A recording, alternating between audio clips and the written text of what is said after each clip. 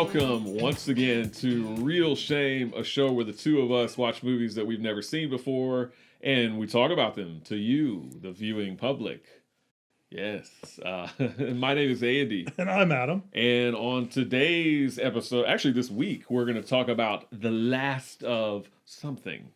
But before we get into the last of what we're going to talk about today, like you can't read the episode description, we always like to start off every Monday's episode with what we have been watching lately. So, Adam, what have you been watching lately? All right, I've been kind of having a Arnold Schwarzenegger kind of film fest going on. Not really, but just been watching some movies of his. I watched Red Heat, the Jim Belushi Arnold Schwarzenegger movie. Have you seen this? I have. It's okay. It's not. It's some of his early kind of roles are a lot better than this one. It's not. I mean, I think it's lesser Schwarzenegger, but even lesser Schwarzenegger, it's still Schwarzenegger. So. I don't think Jim Belushi brings a whole lot to the role. Actually, I think he detracts a whole lot from me in the thing, because I think they're trying to do like another 48 hours kind of thing going on with it, or 48 hours, sorry. And Lethal Weapon, you know, that kind of buddy cop stuff, and I just feel like Jim Belushi just kind of drags the whole thing down. Arnold Schwarzenegger, you know, he doesn't not ask too much because he's a Russian and doesn't speak English. Yeah. But, you know, that's how I kind of fell on that. I also watched a movie I've never seen before, and that is Conan the Barbarian. How have you never seen that? I have not. I'm gonna watch the rest of them. So I'm gonna watch Conan the Destroyer and Red Sonja. Yeah. So I want to see those. Yeah, it's a big role for Arnold Schwarzenegger. He says was his making role. Like, it made him a movie star from that role, and you can see why. It's really long, like really long between the different action scenes and stuff like that. But you know, it kind of held my attention long enough that I thought it was good. I wish it was more condensed. I think I was reading in the making of it that they're going to make this like a 4-part series. It was going to be really, really drawn out. And, this movie itself was really, really drawn out. So, but I'm glad I kind of watched it. I enjoyed it. It's fun seeing Arnold swing around a giant sword. Oh, I loved it. This is everything that I love. Yeah. It was just movies, heads rolling. Yeah, people getting decapitated, people getting stabbed with swords and stuff. It's been a while since I've seen the Conan movies. Conan the Barbarian does not have Wilt Chamberlain, right? He's in the second. He's in Conan the Destroyer. Wilt Chamberlain's not in Conan. He was not in this movie, no. And he's in Conan the Destroyer. But James Earl Jones in there with like the you know what out of it, and I loved it. I was all there for his Rick James wig. Yeah, he was. Oh yeah, he looks great. And I forgot about that. He apparently did it because his son was a big Conan fan. Yeah. So Conan is John Milius, right? Director John Milius. Maybe. It is. Is that the same guy that did the Rocket to the Moon cheese short back in the 1900s? What? George. Yeah. He didn't live that long. No. All right. No. Bad joke, guys. When we started watching it, we actually started watching for the beginning. Oh, we almost started the new one that had Jason Momoa in it, and I had to rectify that situation because I knew someone like famous. I was like, this has a big voice. I was like, he goes, well, this is Morgan Freeman. I was like, is Morgan Freeman in this? No, yeah. And then we finally paused to look it up. We're like, oh, we were only like 2 minutes in. Yeah. It was. Yeah. We were well, like, definitely. Man, this aged really well, man.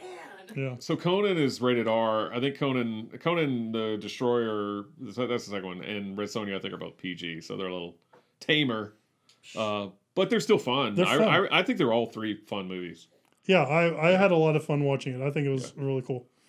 So that's what I've been watching. Just some fun early Arnold Schwarzenegger movies.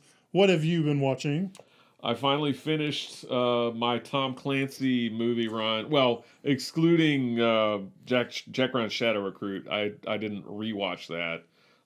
I've seen it once and I thought it was really bad, so I didn't bother watching it. But this is a Tom Clancy movie that I've actually never seen, and it was the one where Ben Affleck took over the role as Jack Ryan. It's called The Sum of All Fears.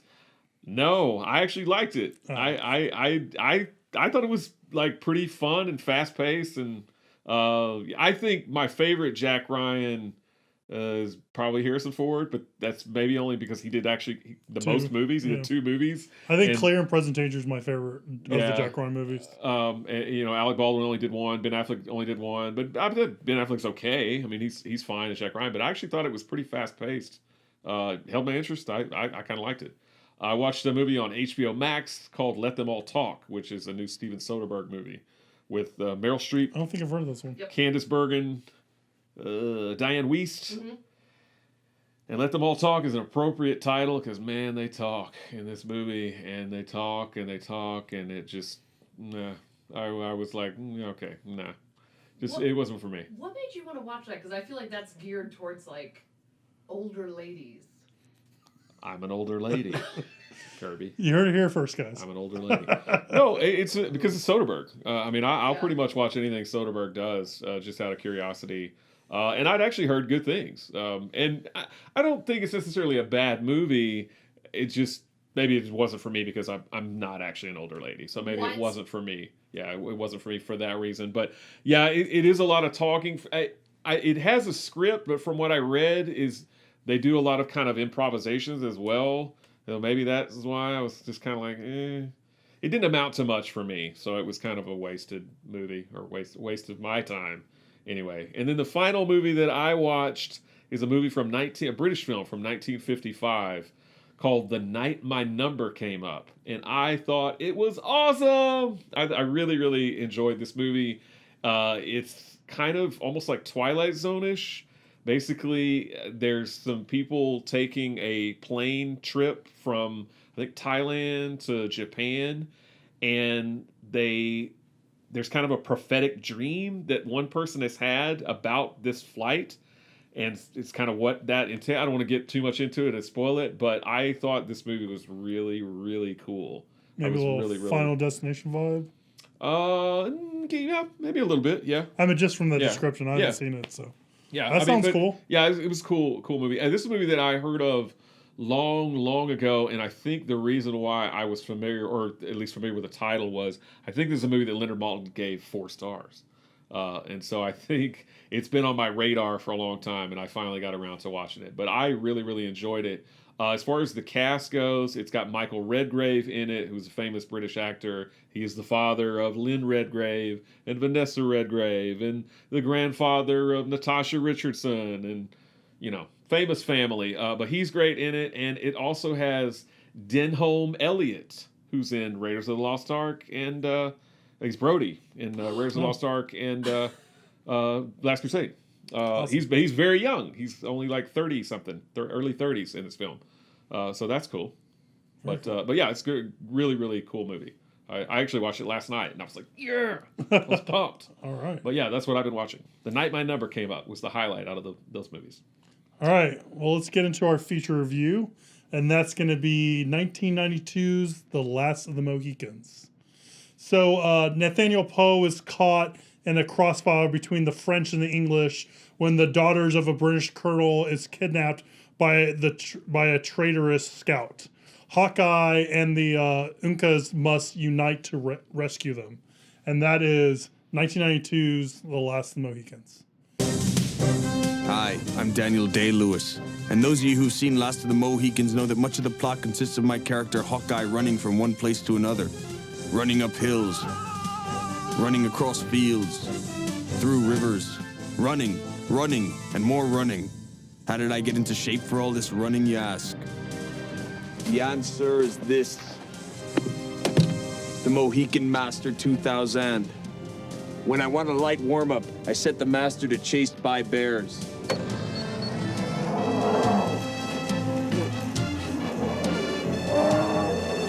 For more of a challenging workout, I move on to pursued by flesh-eating Huron tribesmen. And for full-on aerobic training, I press surrounded by drunken Yankee traders with muskets.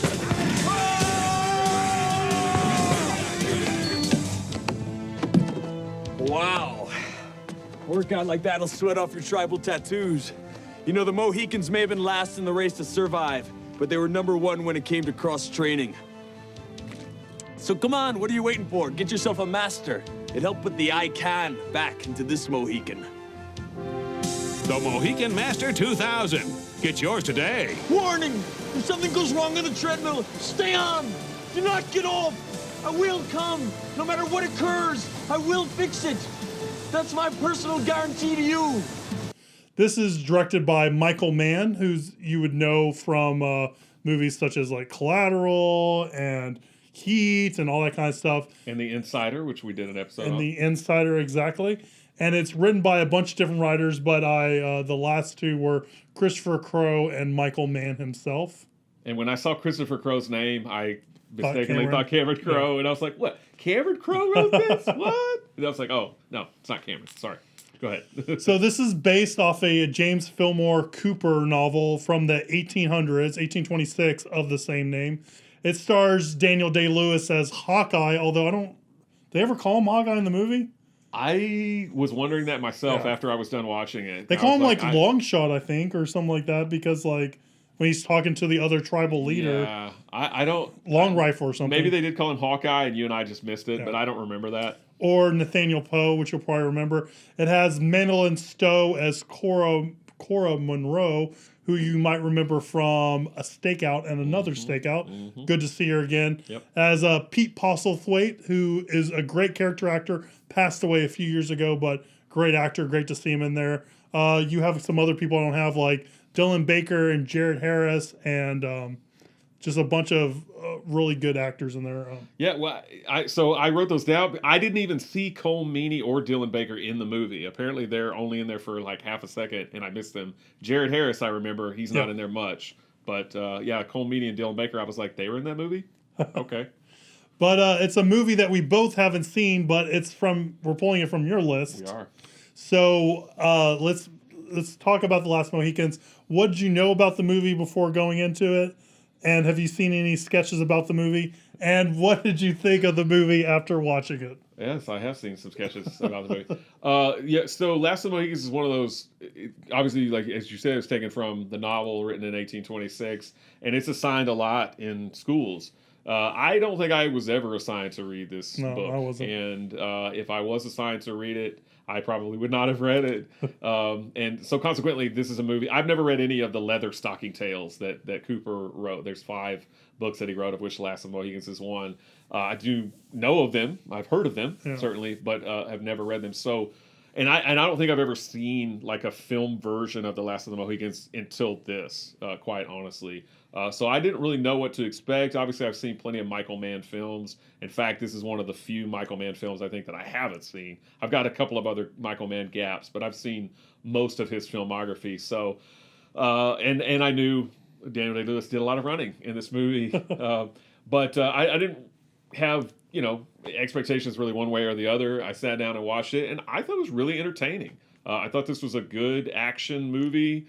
Held my interest. Again, since I never read the book, I didn't really know the story. I wasn't really sure what was going on. And then after I watched the movie, I kind of read, what the plot of the book was like and how it compared to the movie. And obviously there's some differences. They change some things up as they do whenever they adapt books into movies. But overall, I found this movie pretty thrilling, exciting enough. I didn't think there were a lot of lulls in the movie. Yes, I did have a few little problems with it here and there, but I would say overall, I thought it was a damn good, decent time at the film, at the movies, at the films, at the movies, at the films. Yeah, at the film school in my house. There you go. That's what I meant to say.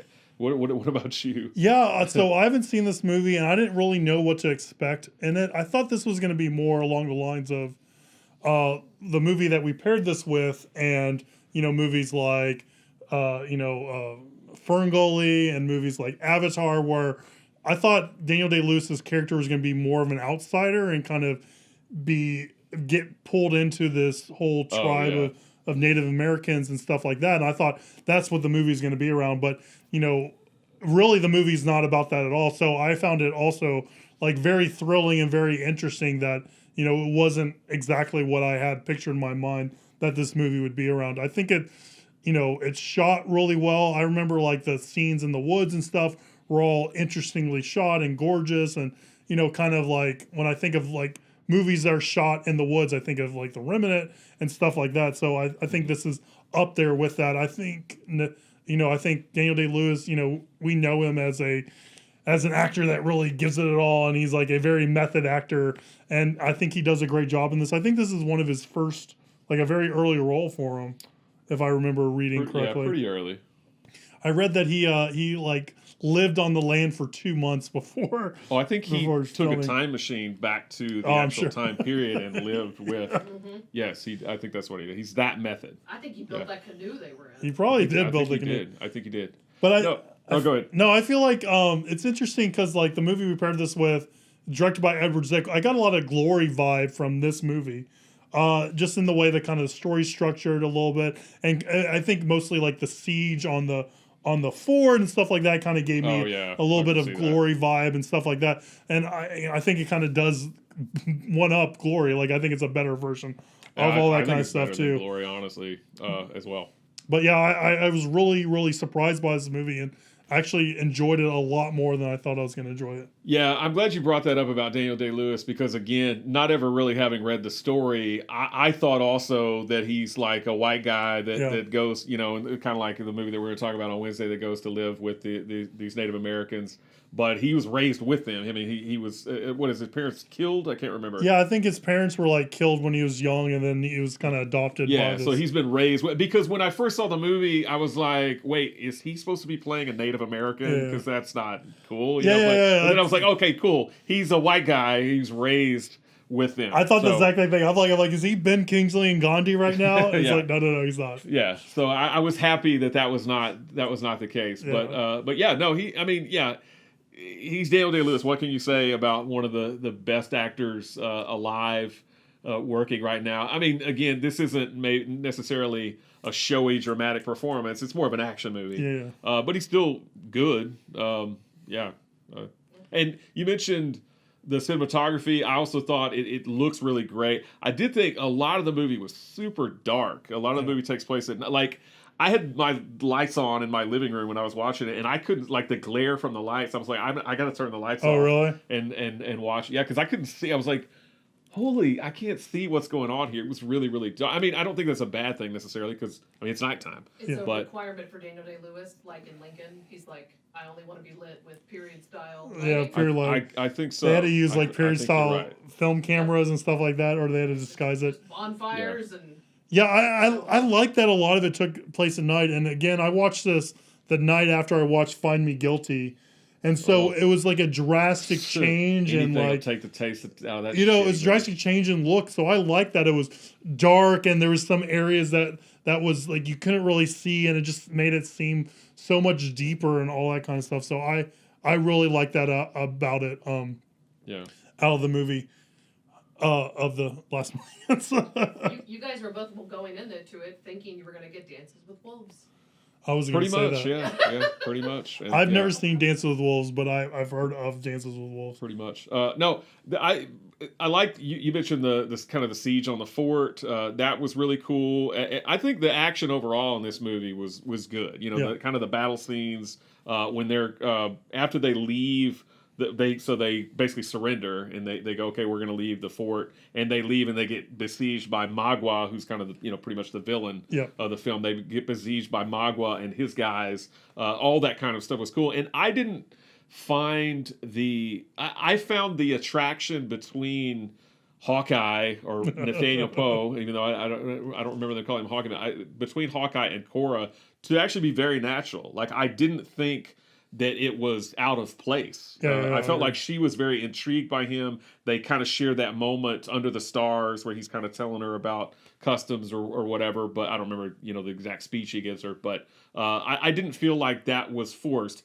I do feel like later in the movie when they're behind the waterfall and he gives his speech, which I've heard before of, no matter where you go, no matter how far. I think that's very sappy and corny. Yeah. I don't really like that. But as far as the earlier parts of the movie where they're together, I didn't feel like it was weird. Yeah.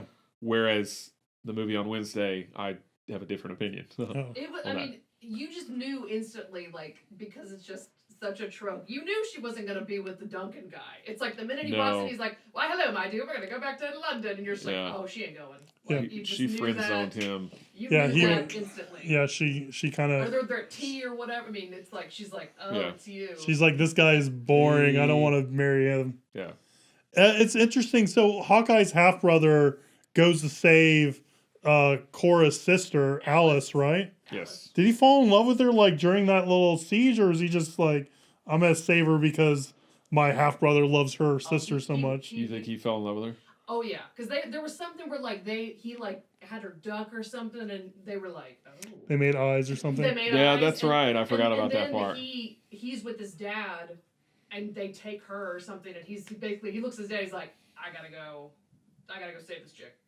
Yeah, I think that's probably the weakest part of the movie is that stuff with her. I wish she would have died like during the siege, like her dad did. You know, like When at she the- was like about to jump off the cliff, you were like, "Do it, do it, Yeah, I'm hurry like- up!" like, yeah, jump, yeah. do it. She Well, did. She did. Well, she did. She's and that I'm like, was pretty baller. Though, I'm that like, she well, did. but I was like, if she'd have just waited a little bit, would she been saved? Because like right after she jumps is when they kind of come and they just kick their ass. Like, Yeah. Well, Daniel Mogwai Day-Lewis- takes out the half brother like That's super what- fast. he does, but the two other guys, Chingachgook and Yeah. Natty Bumpo, Natty Light. I'm just gonna call it Natty Light. That Well, was- would you Natty have to Light tell and what she got Daddy screwed. Light But means? she jumped because of the guy got. Oh, they know. That's what I'm saying. She's like, oh my gosh, this guy that I fell in love with, they just killed him. This ain't gonna work out. I'm out. So I think that's why it proved to me more that they fell in love. Oh, did they kill him before she jumped? Yes! For some reason, I thought she Yeah. jumped and then they killed him. No. Okay. But they took him out fast, and I thought his dad was gonna die. Oh, I'm like, I you're did too. too, I'm but like, he you're too whooped old. his ass. I'm like, you're too old to fight him. But No, no, he he wasn't. like No, took he him out wasn't. fast. No, he wasn't. And Yeah. Chingachgook is the last of the Mohicans, not Daniel Day-Lewis. Is that right? Yeah, Is that yeah, how it because works? he makes that speech after he's like, "Yeah, my son got killed, but now I'm." And I think in the book, so in the movie, Chingachgook describes Hawkeye as his adopted son, but I think in the book they're actually brothers. I think is what I read. Okay. Don't quote me on that, but I think I thought it that's was what I read. So they changed adopted. that up a little bit. Because they asked him how he knew, the language, like how he could speak English, and so it was something like his father went to school, like sent him to school or something. So like, Yeah. that's where I don't. I think in the book, Chingachgook is brothers with Hawkeye, but Uncas is his son, just like he is in the movie. He's Chingachgook's son, just like he is in the movie. Maybe. I don't know. So I think it's interesting. Like this is the only movie of this kind that Michael Mann's done. Yeah. Like period piece. Like he hasn't done a whole lot of period movies, yeah. and that's really interesting. I just find that really interesting. and Did he captivating. did he do Public Enemies? Is that him with Johnny Depp? Oh god. I don't know. That movie's You wanna look that terrible. up? I don't think he did. I thought he did, but I could be wrong. Did you Legends of the Fall? No. Oh, No, that's the other guy. That's Edward Zwick. It does Legends of the Fall. And I, like you said, I want to circle back. I find the story really surprising and really good. Yeah. Of this movie. I think it's just a well told kind of action movie, and going into this movie, expecting Dancing with the Wolves or Ferngully the Last Rainforest, and seeing this was very surprising. It was very cool, very interesting. Yeah. No, I'm like you. As I was watching it, I thought it was an odd choice for Michael Mann to do, and I'm glad he Yeah. did it because I liked the movie overall. But I wondered what it was about the book or whatever that made Michael Mann go, yes, this is what I want to do. And it's because I'm trying to think of what he did, like what was his movie immediately prior to this. Adam is correct. He did Public Enemy. Yeah. No, Andy said he did Bubble Oh Gum. well then. I said he didn't. So that's I guess a period piece, but it's not nearly on Yeah. the same level as this. And I would not lump those movies in the same category because I also don't think Public Enemies is very good. What did Michael Mann do right before Last of the Mohicans? Because I think this was one of his first movies. No, he done Manhunter, was that what Manhunter, he did oh, yeah. before That was this? 86. Wow, so he took a 6-year gap or break. I think so. I mean, He took a gap year for 6 years. He took a gap 6 years. So between Manhunter and this. how did the critics rate this movie? What did people think? 93% fresh on Rotten Tomatoes and 88% audience score with 2 thumbs up from Siskel and Ebert and 3.5 stars from Leonard Maltin. It seems about right for me. Yeah, So- this is good. This is a really Yeah. good movie. Yeah, I was very. Makes me want to read the book. Does it? Kind of. I mean, I'm not I don't saying know, I'm there's- going to. There's but- nothing wrong with that. But No, it, but it kind of makes me want to read the book. I think as a final closing, I put it off because I thought it was going to be like a Dance with Wolves kind of movie, and I didn't want to see it because I thought it was going to be of that ilk. But I'm glad I actually watched it. I'm glad I sat down and watched it because I was surprised by it, and I really enjoyed my time with it. Well, I have seen Dances with Wolves, so since we're bashing Dances with Wolves, I have seen Dances with Wolves, although it's been a long time. Is it bad? I liked it when I Oh. saw it. I mean, Oh. the one time that I saw it, it's been a while. I know it does get a lot of flack now. I get it, but I liked it when I saw it way back when. So I think it's a we should tamer probably version of watch it this. at some point. Yeah, It's we a should tamer probably. version of this because it focuses a lot more on the love story Yeah. and that. But I mean, my only experience, my brother and I started watching this when we were younger because this was like all people my mom's age could talk about. They'd be like, "Oh my God, have you seen that movie with that man running around with no shirt?" I mean, this was like eye candy. Apparently. Wow, okay. So my brother and I started watching. We're like, why are we watching this? I mean, I don't know what we were expecting, but we didn't. But I loved it this time. But not when I was like 12 or whatever. Yeah, this is a really good movie. I'm glad we watched it. Same here. All right, so I paired this movie with a movie that I think we've both seen before. Yes. And it was another Last in the Movie. And again, I thought it was going to be of the same ilk of a person coming to learn about this culture and, being embraced by it. But it turned out that these two movies are a little bit further apart along those lines than that.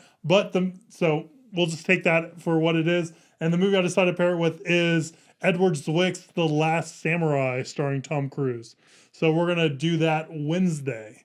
And on those Wednesday episodes, we always like to answer viewers' questions. So if you have a question, shoot us an email, realshame@gmail.com, or if you're watching us on YouTube, leave a comment below. We will capture that and put that in our viewer questions box. We also are on social media. We're at Real Shame on Instagram. And like, subscribe, share, do all that social media stuff because that really does help spread the word of the show, and we both really do appreciate that. So stay tuned in a few days when we come at you with The Last Samurai. We'll see you soon, guys. Bye.